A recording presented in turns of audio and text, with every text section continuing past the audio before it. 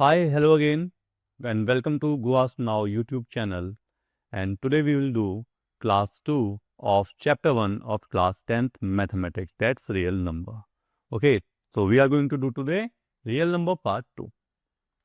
So the topic we are going to do is revisiting irrational number again because we are going to prove today why a number is irrational. Then we will learn 3 basic facts need to prove irrationality of any number. Then we are going to prove root prime number to be a irrational number by taking the example of root 2. After that, we will do Euclid division lemma, and with using Euclid division lemma, we will find HCF. And at last, we are going to solve exercise 1.2, which is purely based on this theorem.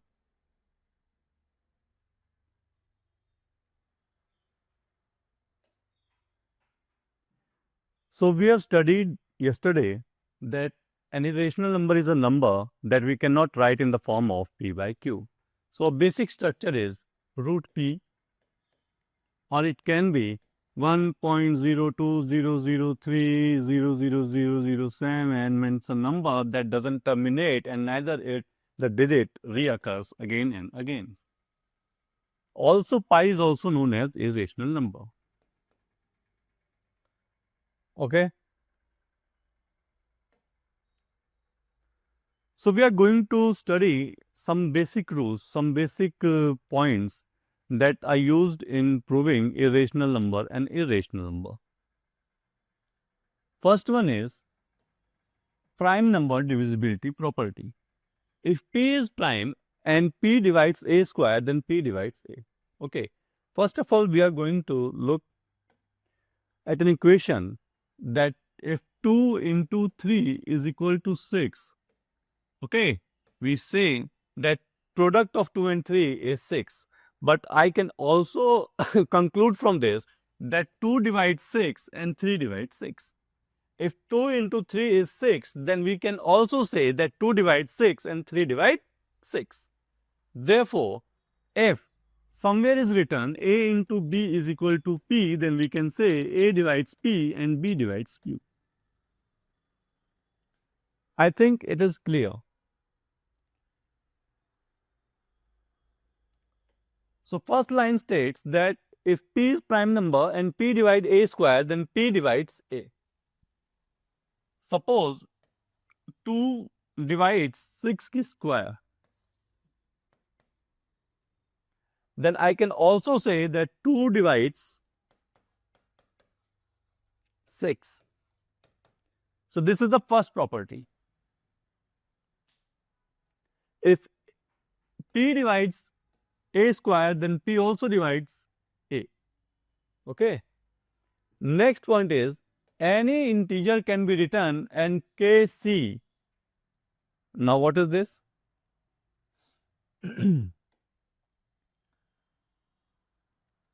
Suppose there is a number 5. I can also write this as 2 into 5 by 2.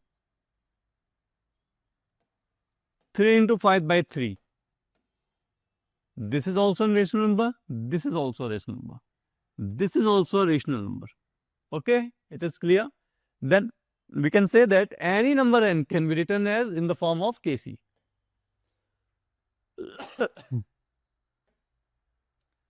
Next is,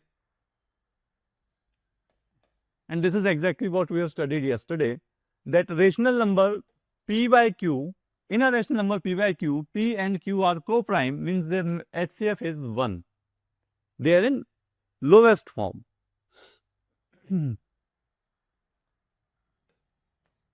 So in 3 by 4, if 3 by 4 is a rational number, there cannot be any common factor other than 1.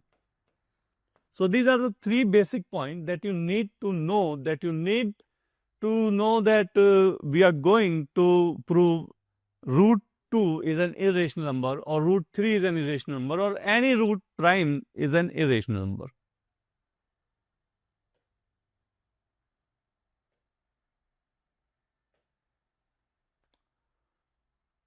So we are going to prove now that root 2 is an irrational number, you have to just remember all these 3 points that I have taught you in previous slide.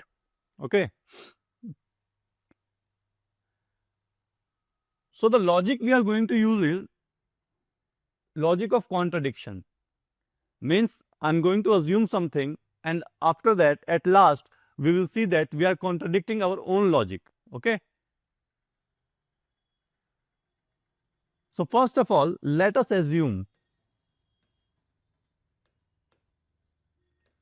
root 2 is a rational number.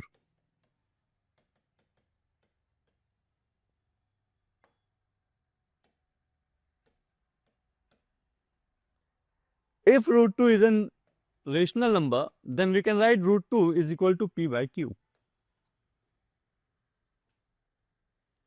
Then we can write root 2q is equal to p. After squaring both the sides,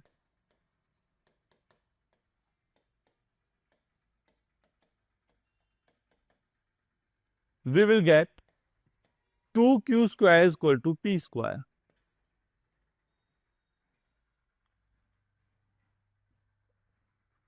Okay. So if 2q square is p square, then I can say that 2 divides p square. From this I can say that 2 divides p. Done? That 2 divides p. Now highlight it. Now from the second fact that I've told you in previous slide, we can also write p is equal to 2c. Remember, this number will be taken as this number. Whatever the question is asked, whatever the number is given in the root, that will be taken in this. We will put p is equal to 2c. If it is given to prove root 3, then we will take p is equal to 3c. Now putting this in this equation, we will get 2q square is equal to 2c square. 2q square is equal to 4c square. From here we get q square is equal to 2c square. It means 2 divides q square, also 2 divides q. Now we will see that we have assumed earlier that root 2 is an irrational number. If it is rational number, then p and q should be co-prime to each other. Okay, means there should not be any other common factor of p and q other than 1. But what we get is that 2 divides q, also 2 divides p. Therefore, our assume that we have assumed goes totally wrong and we contradict our own logic. Therefore, we will prove that root 2 is an irrational number.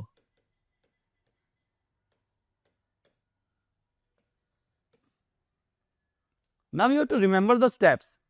That first of all, we will assume that root p is rational.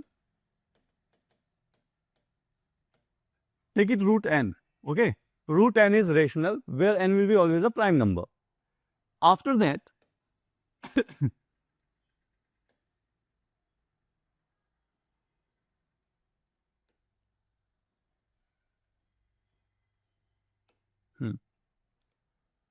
after that we will put root n is equal to p by q. Then we will square both the side. Then we will see its nq square is equal to p square. From here we will get that n divides p. After that we will put p is equal to nc. Then we will put this value over here. Then we will get nq square is equal to n square c square.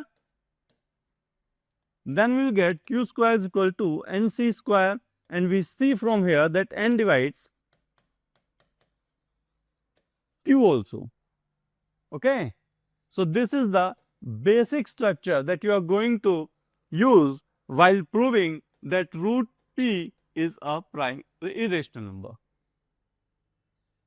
So first of all is that we will assume that root n is an irrational number, and at last we get that there is a number which divide both p and q. Therefore, it can't be a rational number. Then we will conclude that root 2 is an irrational number or root p is an irrational number. Okay? Every number under the root, square root, is always a prime number. So you have to put only the given number and replace n.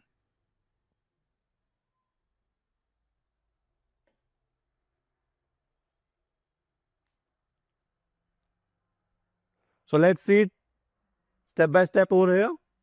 Assume root 2 is a rational number, root 2 is equal to a by b, where a by b should be co-prime, then b root 2 is equal to a square, then squaring both the sides, we get 2b square is equal to a square. After that, we will put a is equal to 2c, then putting this value over here, we get b square is equal to 2c square. Okay. That means that 2 divides a, also b, therefore the 2 is the common factor of a and b. So we contradict our own logic and we conclude that this is a rational number. Root 2 is an irrational number.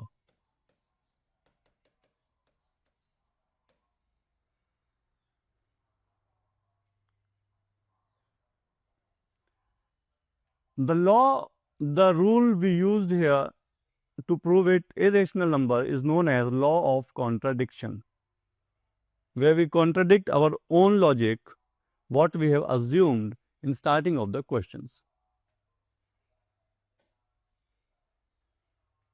Now next topic is Euclid division lemma.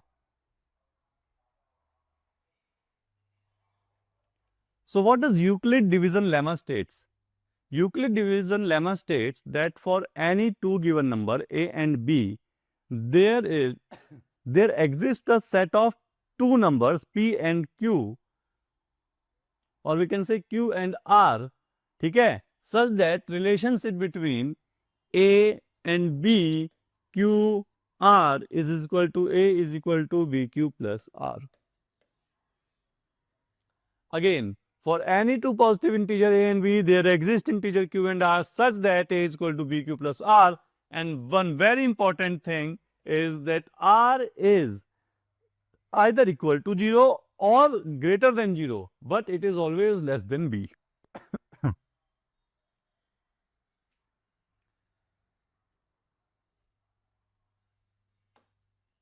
Suppose we take two numbers, 17 and 4. This is a and this is b. So for 17 and 4, there exist two numbers. And what are that two numbers? 17 is equal to 4 into 4 plus 3. This is a, this is b, this is q, this is r. For 22, let's take another number 22. So 22 and 4. 22 is equal to 4 into 5 plus 2. This is a, this is b, this is q, this is r. Now q and r are quotient and remainder.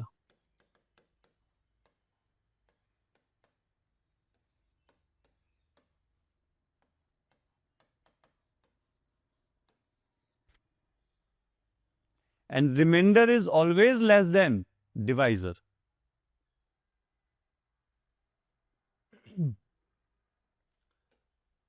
Okay. So any number p, when divided by 2, what should be the structure that comes at end? So when a number p divided by 2, it can be represented as 2m or 2m plus 1. Means either there is no remainder or there is only one remainder, that's 1. So 2 will leave 0 or 1 as remainder. 3 will leave 0, 1, 2 as remainder. 4 will leave 0, 1, 2, 3 as remainder. So when a number p is divided by 5, What are the possible outcomes? Possible outcomes will be 5m, m is any quotient, 5m plus 1, 5m plus 2, 5m plus 3, 5m plus 4, 5m plus 5, no. Because this remainder should be less than divisor itself, should be less than 5.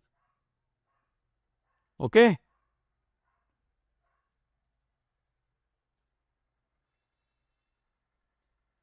Let us take an example. We take 21 and 3. So 21 divided by 3 leaves 3 into 7. 22 divided by 3 leaves 3 into 7 plus 1.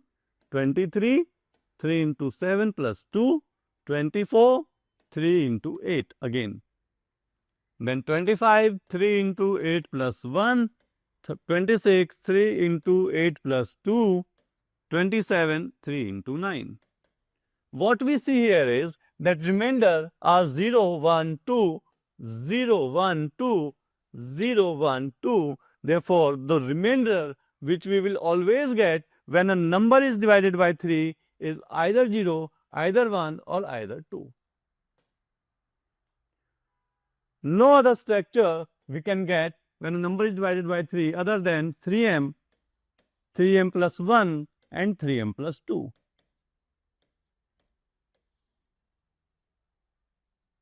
I hope each and everything is clear.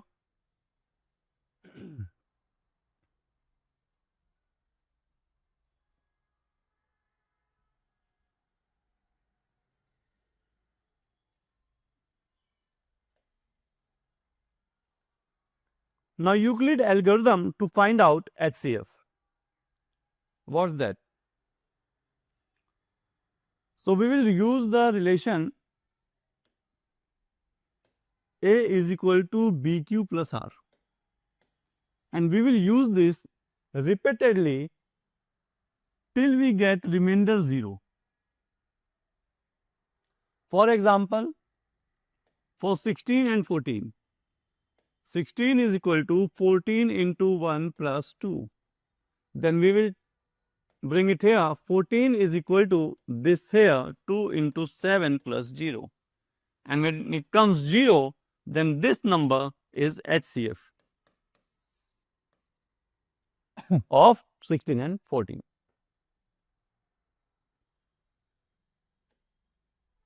So, what are the steps to be followed? To find HCF of A and B, we will apply A is equal to BQ plus R, replace A with B, B with R in every next step. After that, repeat until remainder is 0. Last non-zero remainder is equal to HCF. Last non-zero remainder means this one. Okay?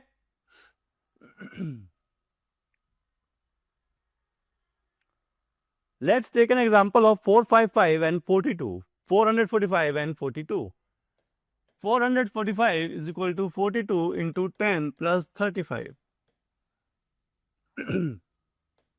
42 is equal to 35 into 1 plus 7. 35 is equal to 7 into 5 plus 0. Last remainder is always 0.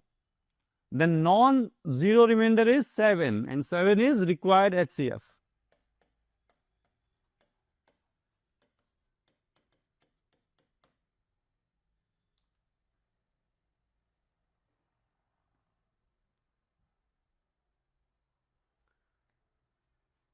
Now is decimal expansion rule for terminating number. How we are going to find out that whether a given fraction has terminating decimal or non-terminating? So, there is a simple cat that if a number is n by d, means numerator by denominator, or p by q, and q is equal to 2 ki power m into 5 ki power n, and m and n can be from 0 to any number, okay, from 0 to any number, 0, 1, 2, 3, 4, 5, 6, 7, 8, 9, 10, or 1000 or any number. If q is in the form of 2 की power m and 5 की power n, then we will always get a terminating decimal. Other than this, we will get non-terminating number.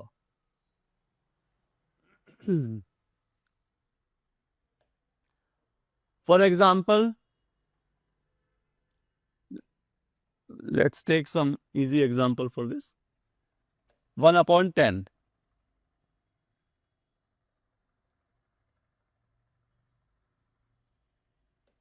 1 upon 10. This is 1 upon 2 into 5. This is 1 upon 2 ki 1 into 5 ki 1. And it is in the form of 2 ki m and 5 ki n. Therefore, this will have a terminating decimal expansion. 1 upon 8. So, 1 upon 2 ki 3 and 5 ki 0. This is also in the form of 2 ki m and 5 ki n. Therefore, this will be also a terminating decimal. Now, let's start from this 1 upon 15. 1 upon 15 in the form of 3 into 5. So, okay, because 3 is present here, therefore, it is not in the form of 2 ki m and 5 ki n. Therefore, this will be non-terminating number. This is going to be terminating number because this is equal to 2 ki 3. This is going to be terminating number because this is 7 upon 5 ki power 3 and 1 upon 6 is 2 into 3. Therefore, this is non-terminating. So, non-terminating, terminating, non-terminating, terminating, terminating, non-terminating.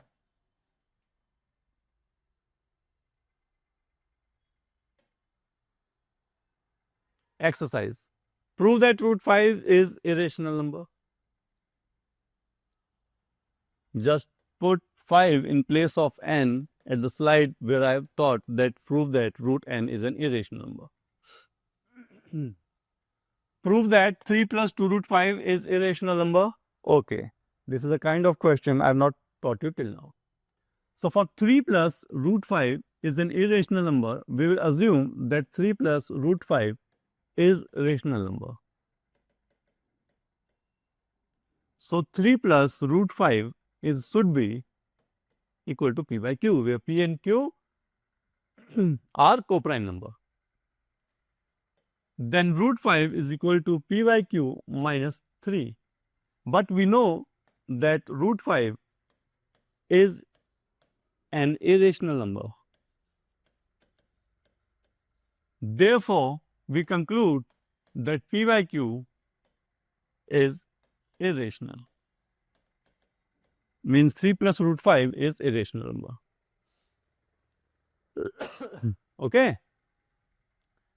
First of all, we will assume that 3 plus root 5 is rational number, means 3 plus root 5 is equal to p by q. That's rational number. Then, when 3 goes in RHS, right hand side, then we also know that this is still a rational number. Okay, rational number subtracted from rational number will always give rational number. But we have proved in previous question only that root 5 is irrational. So, how can a rational number be equal to irrational number? Therefore, this whole is an irrational number.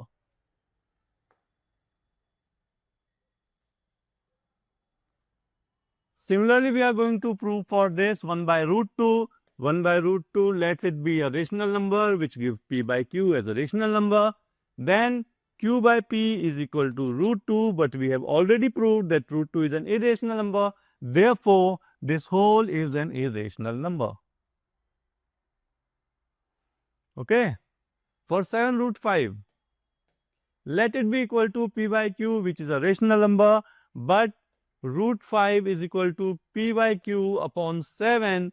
This is also a rational number, but this is an irrational number which we have proved in question number 1. Therefore, this whole is an irrational number. And 6 plus root 2, for this you have to go just like we have done in question number 2. Okay. In question number 2, it was 3 plus 2 root 5. No matter. 3 plus root 5 is equal to p by q. Let it be a rational number. 2 root 5 is equal to p by q minus root 3. ठीक है, minus 3 means this is also a rational number. Root 5 is equal to 1 by 2 p by q minus 3. This is also a rational number, but this is irrational number. Therefore, this whole should be a irrational number. Okay.